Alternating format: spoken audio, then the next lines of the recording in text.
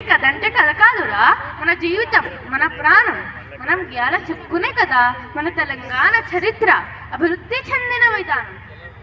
తకట తకిట తక తరికిట తరికిట థ, ఇది మన చరిత్ర.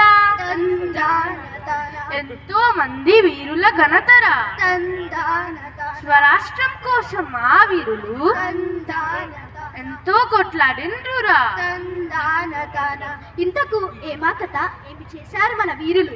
అయ్యల్లారా మల్లారా, శ్రీలు ఉల్లసిల్లిన ఈ భరత భూమిలో రాజనాలు పండే రతనాల తెలంగాణలో వీరులంతా ఒకటయ్యారు. మా తెలంగాణ ఆగాలం. అయితే ఆ తరువాత ఏమైందన్నా? జనాన్నంతా ఒకటి చేసి జంగు సైరన్ ఊదినారు. మేధావులంతా కలిసి మన కొలువులు మాకే అన్నారు.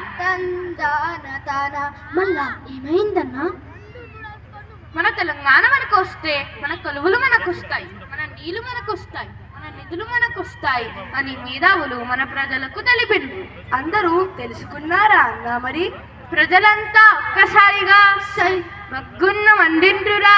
సై మన తెలంగాణ మాకే అంటూ సై జై తెలంగాణని నినందించే సై ఉరుకు రక్తంతో వాళ్ళు సై ఉద్యమమే చేసే సై భలా భలానే తమ్ముడా మేలి భలానే కాదానా తరిగిట జం తరిగిట.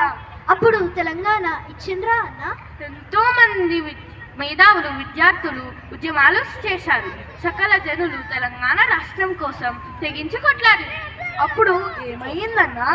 దానితో కేంద్ర ప్రభుత్వం దిగి వచ్చి తెలంగాణ ప్రజల పోరాట స్ఫూర్తిని చూసి తెలంగాణ ఇస్తున్నామని ప్రకటన చేసింది.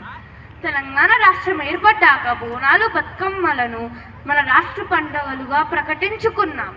మన తెలంగాణ సంస్కృతిలో భాగమైన బోనాలు బతుకమ్మలను నాట్య రూపంలో చూద్దాం.